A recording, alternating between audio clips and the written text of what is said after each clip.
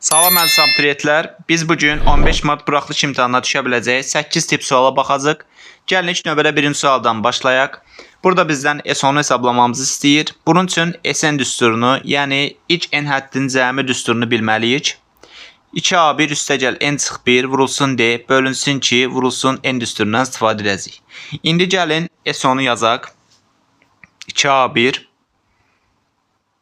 üstəgəl n-lərin yerinə 10 yazacaq. 9D bölünsün 2 vurulsun n. Burada bizə A1 ilə D-ni verib, demək olar ki, rahatlıqla tapa bilərik. Sadəcə düsturu bilməyimiz kifayətdir.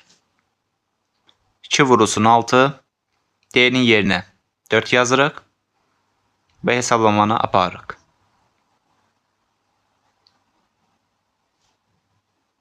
On 2 48 bölü 2 vurulsun 10. Bərabərdir 240.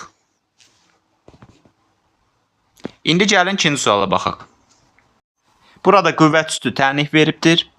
İlk növbədə gəlin 2-nin qüvvətlərini toplayaq. Çünki əsasları eyni olduqda, bir-birinə vurduqda qüvvətlər toplanır. Digər tərəfdən 4-ü 2-nin kvadrat şəklində yazırıq. Bizə lazım olan əsas qüvvətlərdir. Bərabərdir 2 üstü 20. Qüvvətləri də bərabərləşdirsək, demək olar ki, həll eləmiş olarıq. X bərabərdir 4. İndi isə digər suala keçək. Burada x kvadratı çıx y kvadratı müxtəsər vurma düsturu olduğundan 10 açılışını yazırıq və bərabər edirik 17-yə. Gəlin x çıx y-i 1 götürək, x üstəgəl y-i 17 götürək. Və bunları tənələr sistemi vasitəsilə alt-alta toplayaq. 2x bərabərdir 18, x bərabərdir 9. X-in yerinə 9 yazıb, y-i də 8 tapırıq. İndi isə x kvadrat üstəgəl y kvadrat ifadəsinin qiymətini tapmamızı istəyir. Yerinə yazaq 9 kvadrat üstəgəl 8-in kvadratı. O da bərabərdir 145-ə. B variantı.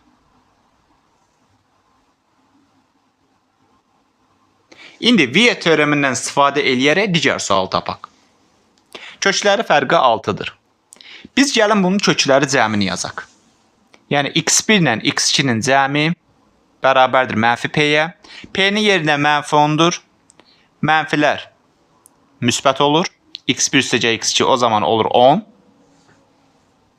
İndi isə x1 ilə x2-nin fərqi 6 olduğundan yenə sistem tənlikdən istifadə edəcəyik. Yenə alt-alta toplayırıq. x1-i tapırıq 8. x1 8 isə x2-ni də rahatlıqla tapmaq olar. Bərabərdir 2-yə. Q-ni istəyir. Viet teoremindən bildiyimiz kimi köklər hasili Q-yə bərabərdir. 8 vur 2 bərabərdir 16. Y variantı. Digər suala keçək. Digər sual bərabərsizlik sualıdır. Bərabərsizlik bölməsi demək olar ki, maraqlı bölmədir. Buna aid çox suallar işləmsiz, testlər, açıq tipli suallar. Gəl indi bu bərabərsizliyi həll edək. İlk növbədə 5x-i sola keçiririk, 5-i isə sağa keçiririk. 3x çıx 5x kiçikdir 18 çıxılsın 5. Mənfi 2x kiçikdir 10 üstdən. Mənfini sağa keçirdirik. Mənfi 6,5. Bizdən bu bərabərsizlikdə neçə mənfi tam həll var, onu istəyir.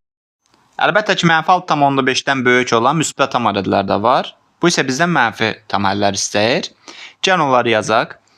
İlki mənfi 6, mənfi 5, mənfi 4, mənfi 3, mənfi 2 və mənfi 1.